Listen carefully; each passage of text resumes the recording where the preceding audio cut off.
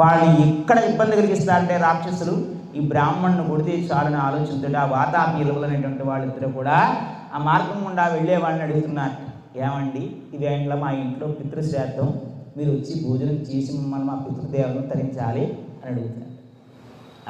అందులో వాతాపి అనేవాడు వీళ్ళు అడుగుతారు. పితృశ్రాద్ధం అంటే ఇంక మాట వెనుక తీర్చడానికి లేదట. గుర్తుపెట్టుకోండి, పూర్వం ఒక ఆయన రాజుగారు అన్నారట, ఏమండి మీరు వేదాలు నేర్చుకున్నారు కదా, మీకు సన్మానం చేస్తాను రండి అని చెప్పి వర్తమానం పంపించారు. బ్రాహ్మణ ఆయన పాపం 60 ఏళ్ళు ఉన్న కూర్చుంటే లేవడం, లేస్తే కూర్చోడం కొంచెం ఇబ్బంది పడుతున్నాడు. అవన్నీ నాకు అక్కర్లేదయ్యా, కానీ రాజుగారిని మాత్రం కూర్చోబడి కానీ చెప్పి అన్నాడు. 10 నిమిషాలు గడిచింది. ఈ లోపల ఎక్కడో 2-3 మైళ్ళ అవతల నుంచి కబురు వచ్చింది. ఓ మనిషి వచ్చాడు, ఆటంకం వచ్చింది, దైవ నైవేద్యం చెయ్యాలి రమ్మన్నారు. ఒరే బండి కట్టురా అన్నాడు. అప్పుడు ఎద్దుల బండ్లు. అదేమిటండి బండి కట్టుతూ వీడు అడిగాడు, ఇందాక రాజుగారు సన్మానం చేస్తే కదలలేను రాలేనన్నారు, ఇప్పుడు బండి కట్టరా అంటున్నారు ఏమిటన్నా. ఒరే మన వృత్తి, సాటి వాడికి కష్టం వచ్చింది, వాడికి ఆటంకం వచ్చింది, వెళ్ళి దూపదీప నైవేద్యాలు స్వామికి చెయ్యాలి, ఆ రాముడు నా కోసం చూస్తున్నాడు రా, అది అంత గొప్పది దైవతారాధన. అలాగా పితృశ్రాద్ధం కూడా పిలిస్తే రానని చెప్పకుండా వెళ్ళడానికి ప్రయత్నం చేయాలి. సరే వస్తానయ్యా అని చెప్పి వచ్చిన వాళ్ళందరికీ కూడా తీసుకువెడుతున్నట్టు. ఇందులో వాతాపి అనేవాడు వడ్డించి భోజనం పెడతాడు. అవన్నీ శాఖాల కింద మార్చేస్తే ఇలవరుడు ఏమైపోతాడట, కూరగాయల కింద మారిపోతాడు. చక్కగా వడ్డించి భోజనం పెట్టేస్తాడు. భోజనం తినేసిన తర్వాత ఇలవరుడు అన్నీ వడ్డించి పెట్టేస్తాడు. పెట్టేసిన తర్వాత వాతాపి కూరల కింద మారిపోతాడు. వడ్డించి పెట్టిన కడుపు నిండా తినేసిన తర్వాత అప్పుడు ఉత్తరాపోసనం కూడా వడ్డించేసిన తర్వాత వాతాపి బయటికి రా అంటాడు. వాడు ఒక్కసారిగా లోపల నుంచి పొట్ట చీల్చుని బయటకు వస్తాడు. అందుకే చిన్నపిల్లలకి భోజనం తింటారు, రాత్రి ఏడ్చేస్తారు, రాత్రి పాలు తాగి జీర్ణం వాతాపి జీర్ణం వాతాపి జీర్ణం, పిల్లాడు తాగిన పాలు జీర్ణం, కందిపప్పు జీర్ణం, ఇవన్నీ చెబుతాం. చిన్నప్పుడు చెప్పారు మా పెద్దలు. ఇప్పుడు ఎవరో చెప్పేవాళ్ళు లేరు, వినేవాళ్ళు లేరు. ఆ పాలు డబ్బా పాలు నిజంగా పట్టుకుపోయి ఆడు ఏడుస్తున్నా కూడా పట్టించుకొని తల్లులు చాలామంది ఉన్నారు. వెంటనే ఎప్పుడైతే అగస్త్యుని అలాగే పిలిచాట, అగస్త్యుడు వచ్చాట, భోజనం వడ్డించాడు, పెట్టాడు, తినేసాడు, అయిపోయింది. ఆయనకి తెలుసు, ఆయన అందుకే పంపించారు, ఈ రాక్షసుల బాధ నుంచి రక్షించమని పంపించారు అగస్త్యుడు. ఆయన ఉత్తరభాగం వడ్డించిన వెంటనే జీర్ణం వాతాపి జీర్ణం అనుకున్నాడు మనసులో. వీడు వాతాపిరా అన్నాడు. ఈడి ఎక్కడున్నాడు, అయిపోయింది, జీర్ణం అయిపోయింది అన్నాడు. అనేసరికి వీడికి కోపం వచ్చింది. ఇలవరుడికి కోపం వచ్చి అగస్త్య మహర్షి మీద కోపంతో యుద్ధానికి దిగితే ఆయన కళ్ళు 2 ఎర్ర చేస్తే భస్మం అయిపోయాడు. ఈ కథ నాకు ఎక్కడ చెప్పారు తెలుసా? మందపల్లి శనేశ్వర క్షేత్రంలో ఉందమ్మా ఈ కథ, అక్కడ చెబుతారు. అక్కడ శివలింగం అగస్త్య మహర్షి ప్రతిష్టాపన చేశాడని చెప్పి ఆ కథ అక్కడ చెబుతున్నారు. ఆ కథ ఇక్కడ రామాయణంలో ఉంది. అటువంటి మహర్షి అగస్త్య మహర్షి అని చెప్పి ఆయన దగ్గరికి వెళ్ళాక, వెళ్ళిన తర్వాత ఆయన ఒక ధనస్సు ఇచ్చాడు, అక్షయ తూణీరాలు ఇచ్చాడు, ఖడ్గాన్ని ఇచ్చాడు, బహుకరించి తన తపశక్తిలో కొంత శక్తిని దారపోసి నీకు విజయాన్ని సాధిస్తాడు. గుర్తుపెట్టుకోండి, రావణుడితో యుద్ధం చేస్తున్నప్పుడు నైరాశ్యాన్ని పొందినప్పుడు రామచంద్రమూర్తి రామ మహాబాహో శృణుహ్యం సనాతనం ఇక్కడి నుంచి వచ్చింది. అగస్త్య మహర్షి వచ్చి చెప్పి ధైర్యాన్ని ప్రోత్సహిస్తే కదా ఆ ధనస్సు పట్టుకుని రావణ సంహారం జరిగిందమ్మా. ఆ ధనస్సు ఇచ్చాట, అక్షయ తూణీరాలు ఇచ్చాట. అక్కడి నుంచి వాళ్ళు వెళ్ళేటప్పుడు ఇక్కడ దగ్గరలో పంచవటి ఆశ్రమం ఉంది, అక్కడికి వెళ్ళమన్నారు. రామాయణంలో చెప్పింది యథాతథంగా గోదావరి తీరంలో పంచవటి ఆశ్రమం ఉందని చెప్పింది. తర్వాత మల్లా గారు మాత్రం అది మనం అనుకున్నటువంటి కర్ణాటకలో ఉందని పంచవటి క్షేత్రం చెప్పడం జరిగింది. కాలానుగుణంగా మరి ఎన్ని యుగాల్లో ఎన్ని రామాయణాలు జరిగాయో మనకైతే తెలియదు. ఇక్కడ పంచవటి క్షేత్రంలో చక్కని సమతలమైన ప్రదేశం ఉంది. అక్కడ పర్ణశాల నిర్మించుకుని అక్కడ జీవితాన్ని గడపని చెప్పి ఆయన చెప్పడం జరిగింది. వీళ్ళు వెళుతున్నట్ట పర్ణశాల పంచవటి క్షేత్రానికి వెళుతూ ఉండగా మార్గ మధ్యంలో ఒక మర్రి వృక్షం కనపడింది. దాని ఒక ముసలదైనటువంటి ఒక గ్రద్ద కనపడింది. చూశాట రామచంద్రమూర్తిని చూసి, ఎవరయ్యా మీరు అడిగాట. అడిగితే దశరథ మహారాజు కుమారులు. వెంటనే ఆయన అన్నట్ట, నేను దశరథ మహారాజు మిత్రుడు, నా పేరు జటాయు అని సృష్టి క్రమం అంతా చెప్పుకొచ్చేటమ్మా. సృష్టి ఎలా ఏర్పడింది, కశ్యప ప్రజాపతి యొక్క భార్యలు, వారి యొక్క సంతానం, ఇవన్నీ చెబుతూ కశ్యపుడి యొక్క సంతానంలో వినత యందు పుట్టినటువంటి వాళ్ళు ఉన్నారు. ఇద్దరు సంతానం, గరుత్మంతుడు, అనూరుడు. తెలిసా కదా ఏమిటి? గరుత్మంతుడు పక్షిజాతికి చెందినటువంటి వాడు. ఆయన శ్రీ మహావిష్ణువు యొక్క వాహనం. తల్లికి దాస్యముక్తి కలిగించడం చేత శ్రీ మహావిష్ణు యొక్క వాహనమై ఎక్కడికి వెళ్ళాలని ముందు సిద్ధంగా ఉంటాడు గరుడు. అనూరుడు ఎవరన్నా? సూర్యదేవుడి యొక్క రథసారథి. ఆయనకి కాళ్ళు ఉండబట్ట. తల్లి ఈ కథ తర్వాత చెప్తాం. అనూరుడి యొక్క కుమారుని నేను, మేమిద్దరు అన్నదమ్ములం, పెద్దవాడు సంపాతి, నేను చిన్నవాడు జటాయుని అని చెప్పాడు. దశరథుడికి ఎన్ని వేల సంవత్సరాలు ఉన్నాయి, ఈయనకి ఎన్ని వేల సంవత్సరాలు, 60,000 సంవత్సరాలు అని చెప్పి, నాకు ప్రియమిత్రుడయ్యా, ఇక్కడే ఉంటాను, మీకు ఏ అవసరమైనా కాకేయండి అని చెప్పాడు. అక్కడి నుంచి ముందుకు వెళ్ళాక పంచవటి క్షేత్రంలో పన్నసాల నిర్మించుకున్నారు. వాస్తు పూజా కార్యక్రమం చేశారు. చక్కనటువంటి ప్రశాంతమైనటువంటి జీవితాన్ని గడుపుతూ ఉండగా చక్కని ఇతిహాసాలతోటి పురాణాలతోటి కాలక్షేపం చేస్తున్నారట రాముడు, లక్ష్మణుడు, సీత.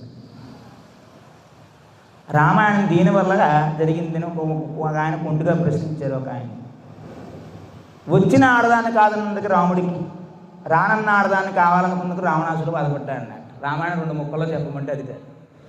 అదే వచ్చింది, శూర్పణకు వచ్చింది. శూర్పణకు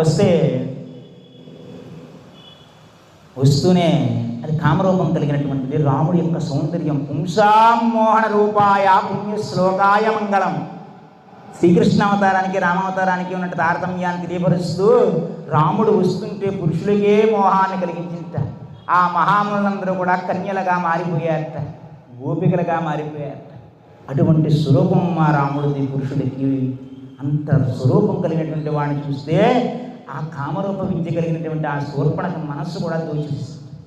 ఎలాగైనా సరే రాముడిని తన భర్త కింద చేసి సుఖాలు అనుభవించాలి అనుకుని వెళ్ళి ఆయన అడిగింది, ఏమయ్యా ఈవిడెవరో, సన్న నడుము కలిగి ఉంది, పెద్దగా అందంగా లేదు, నేను చూసావా అందంగా పెద్ద పొట్టేసుకుని ఉన్నాను అని చెప్పి సీతాదేవికి ఉన్నటువంటి అందాన్ని అంత వికృతంగా మార్చి తన అందాన్నేమో వికృతంగా ఉన్నటువంటి స్వరూపాన్ని అందంగా మార్చి రాముడితో చెప్పి నా దానికి కాను అని చెప్పి అడిగితే ఆయన అన్నట్ట, రాముడు చిరునవ్వు నవ్వి, నాకు వివాహం అయ్యింది, నా భార్య పక్కన ఉంది కదా, నా లక్ష్మణుడు, నా తమ్ముడు లక్ష్మణుడు, నా సోదరుడు, కనిష్ట సోదరుడు, భార్య దగ్గర లేదు, అరణ్యవాసం చేస్తూ ఉన్నా, స్త్రీ సుఖం కావాలంటే వాడికే కావాలి, వెళ్ళి వాడిని అడిగన్నాడు.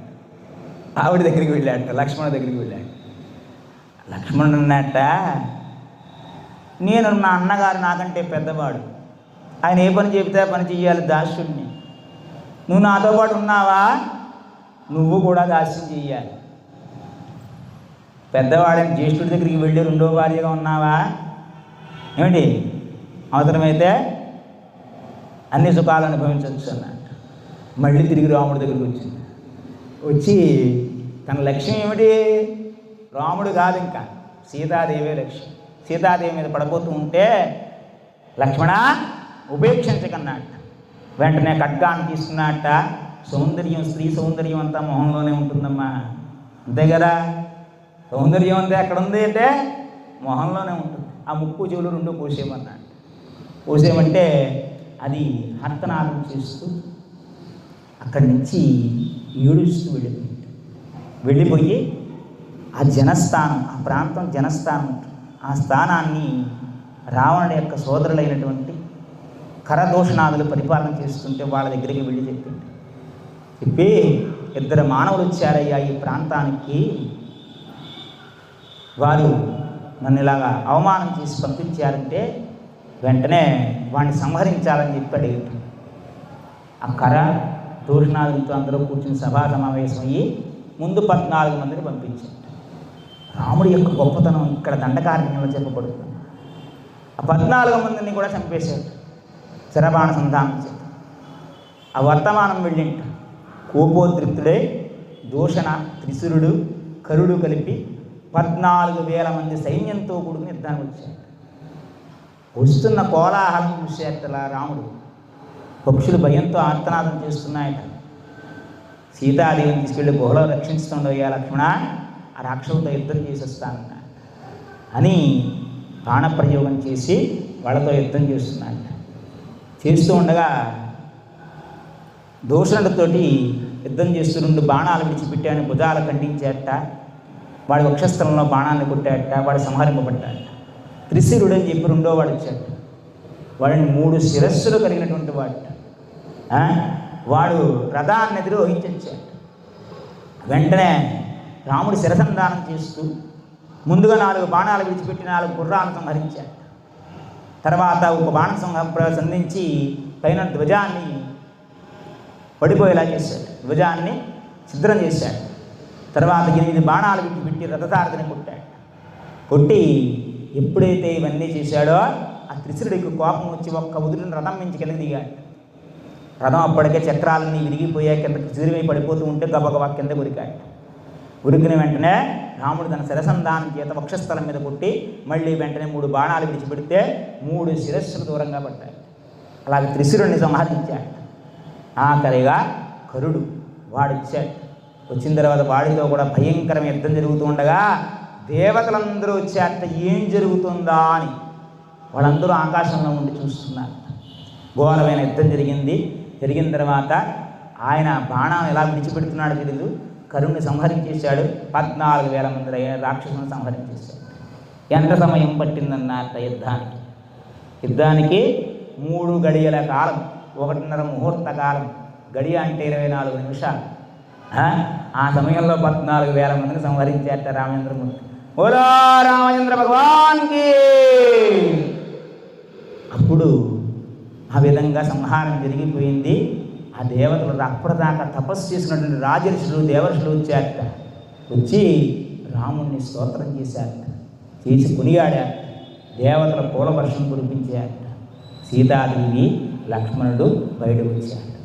అలాగా ఆ దేవతలకి తను ఇచ్చినటువంటి మాట ప్రకారంగా ముళ్ళందరికీ కూడా ఆ దండకారణ్యాన్ని తపస్సులు చేసుకునేటువంటి ఆశ్రమాలుగా మార్చుకోవడానికి అవకాశం కల్పించారట. అందులో ఒకడు తప్పుకున్నాడు. ఈ 14,000 మందిలో ఒకడు తప్పుకున్నాడు. వాడు ఎవరంటే అకంపనుడు. వాడు కన్ను లొట్టపోయి పరిగెట్టుకుంటూ వెళ్ళిపోయాడు. ఎక్కడికి? లంకా నగరానికి వెళ్ళిపోయాడు. వెళ్ళిపోయి నీ స్థావరమైనటువంటి జనస్థానాన్ని ఇద్దరు మానవులు వచ్చి సంహరించేశారు, మొత్తం 14,000 మంది రాక్షసులను సంహరించేశారయ్యా అని చెప్పాడు. చెప్పి వాడికి అందమైన భార్య ఉంది, అందులో పెద్దవాడు రాముడు. ఆవిడ సౌందర్యం ముందు మానవ స్త్రీలే కాదు, దేవతా స్త్రీలు కూడా సరే. వాడితో యుద్ధం చెయ్యాలా చెప్తున్నాడమ్మా. ఇవన్నీ అకంపనుడు చెప్తున్నాడు. బాణం ఎప్పుడు తీస్తున్నాడో తెలియదు విల్లు నుంచి, ఎప్పుడు ధనస్సుకు సంధిస్తున్నాడో తెలియదు, ఎప్పుడు వింటినాడు లాగుతున్నాడో తెలియదు, ఎప్పుడు బాణం వెళుతుందో ఏమీ కనపట్టలేదయ్యా. వికట జీవితులైనటువంటి రాక్షసులు మాత్రమే నా కంటికి కనపడ్డారు.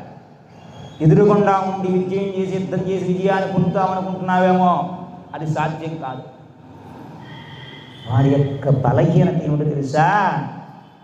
భార్య, అందమైన భార్య ఉంది. ఆ భార్యను కనుక నువ్వు తీసుకొచ్చినట్లయితే మానసికంగా అతను కృంగిపోతాడు, అప్పుడు కొట్టచ్చు అన్న. తలా ఇచ్చినవాడు అకంపనుడు మాట. తప్పుడు ఎప్పుడైతే ఆ విషయాన్ని తెలియపరిచాడో ఆయన ఎలాగైనా సరే సీతాదేవిని అపహరించాలని చెప్పి ఆలోచన చేసి క్షణకాలం ఆగలేదు, బయలుదేరి ఎవరి దగ్గరికి? మారీచుడి దగ్గరికి వచ్చాడు. వస్తే ఆయన అన్నట్ట, కోరి కోరి మృత్యువుని తెచ్చుకుంటావేమిటయ్యా? ఇప్పటికే నీకు చాలామంది భార్యలు ఉన్నారు కదా, ఏ భార్య దగ్గరైనా సుఖం కావాలంటే దొరుకుతుంది. రాముడి భార్య దగ్గరికి వెళ్ళావా? నువ్వు కాదు, నీ సైన్యం కాదు, మొత్తం అమాత్యులతో సహా మొత్తం అంతా లంకానగరం అంతా నాశనం అయిపోతుంది. ఎందుకు చెబుతున్నాను తెలుసా? విశ్వామిత్ర ఏక సంరక్షణానికి వచ్చేసరికి 12 ఏళ్ల బాలుడు అని చెప్పి కొంత ఎద్దబోత చేసి పంపించాడు. మొత్తానికి వెళ్ళిపోయి సింహాసనం మీద కూర్చుని ఆయన ఉండగా శూర్పణఖ వెళ్ళింది మళ్ళీ. ఏమయ్యా, రాజ్యాన్ని పరిపాలన చేయడం సుఖభోగాల్లో తేగడమా? కామోపభోగాలు సుఖాలన్నీ అనుభవించడమా? గూఢచారులను పంపించి మన స్థావరాలు ఎలా ఉన్నాయి, వాళ్ళు ఎలా పనిచేస్తున్నారు, వాటికి రక్షణ ఉందా లేదా, మనకు శత్రువులు ఎవరున్నారు, ఇవన్నీ తెలుసుకోవాలి కదా. ఏమండి, మోదీ గారి స్టేట్మెంట్ ఎందుకు ఇవ్వాలండి? మనకి పెట్రోల్ ధరలు పెరుగుతుంటాయని ముందుగా మనకు సూచన చేయకుండా సైకిల్ వాడమన్నారు, పెట్రోల్ వినియోగం తగ్గించమన్నారు, గ్యాస్ వినియోగం తగ్గించమన్నారు. ఎందుకు తగ్గించమన్నారంటే వచ్చే వనరులు పైనుంచి మనకు రావడానికి అవకాశం లేదు కాబట్టి, లాక్డౌన్ లాగా అప్పుడప్పుడు చెప్పి టప్పట్లో కొట్టేస్తే వీళ్ళ పరిస్థితి ఏమవుతుందో అని గూఢచారుల ద్వారా తెలుసుకుని ఆయన మన వినియోగాన్ని తగ్గించుకున్నాం. అది మంత్రి అన్నవాడు, రాజన్నవాడు చేయవలసిన పనులు ముందుగా వచ్చే భవిష్యత్తులో వచ్చే కష్టాన్ని ముందుగా ఎంచుకుని దానికి అక్కడ ఏర్పాటు చేయాలి. ఏమిటి సుఖభోగాల్లో తెలుగుతున్నావు నువ్వు? అక్కడ జనస్థానం అంతా కూడా కరదూషణాదులందరూ 14,000 మంది రాక్షసులు సంహరింపబడ్డారు. ఎందుకో తెలుసా నీకు? ఏమీ లేదు, రాముడు అని చెప్పి మానవుడు ఉన్నాడు, దశరథ మహారాజు కుమారుడు. ఆయనకు ఒక భార్య ఉంది, అందమైనటువంటి సూనాలు సౌందర్య రాశి, అన్ని అంగాలు పరిపుష్టంగా ఉన్నాయి. అటువంటి స్త్రీని నిన్నుకు భార్య కింద తీసుకొస్తామని వెళితే ఎంత సమస్య వచ్చింది. ఇక్కడేమో నువ్వు హాయిగా కూర్చుని ఇక్కడ సుఖభోగాలన్నీ అనుభవిస్తున్నావా అని చెప్పి పడితే అలాంటి స్త్రీయే నీకు భార్య దగ్గర, దానివల్ల నీకు కీర్తి పెరుగుతుంది అని చెప్పి వేయవలసిన 4 రాళ్ళు వేసేసి, ఈవిడ ఎందుకు వెళ్ళింది? రాముడిని వశపరుచుకుందామని వెళ్ళింది. కానీ ఇవి చెప్పేటప్పుడు అక్కడికి వెళ్ళి చెప్పేటప్పుడు సీతను తెచ్చుకో సీత తెచ్చుకుంటే కానీ లేదండి. కామ వికారం కామాతు రాణాన్న భయం లజ్జ అని కామం అనే కోరిక పుట్ట ఎన్ని వాళ్ళైనా చేస్తుంది. ఏమిటి అలాగా వెంటనే రావణుడికి కామపురకోరుడు ఎలాగైనా సరే సీతను తెచ్చుకోవాలి, సుఖభోగం అనుభవించాలి. మళ్ళీ మారీచుడి దగ్గరికి వెళ్ళాడు. ఈయన ఎక్కడ ఉన్నాడంటే ఒక ఆశ్రమాన్ని ఏర్పాటు చేసుకున్నాడంటే. మా మారీచుడు రాక్షసుడైనప్పటికీ కూడా అప్పటికే 2-3 సార్లు రాముడి యొక్క దెబ్బలు తగిలినటువంటి వాడు వైరాగ్యాన్ని పొంది ఒక ఆశ్రమాన్ని నిర్మించుకుని జటాజుటా ధరించి తపస్సు చేస్తున్నట్ట ప్రశాంతమైనటువంటి జీవితాన్ని గడుపుతున్నాడు. ఆ వెళ్ళేటప్పుడు పుష్పకం మీద బయలుదేరాడు. ఎవరు? రావణాసురుడు. అది కుబేరుడి ద్వారా వచ్చింది. మనసులో అనుకున్నట్టుగా నడుస్తుంటుంది. దాని మీద వెళుతూ ఉండగా ఒక మర్రి వృక్షం కనబడింది. అది ఒక్కొక్క శాఖ 100 యోజనాలు. ఆ వృక్షం ఎంత గొప్పదో చెప్పాడమ్మా రామాయణంలో.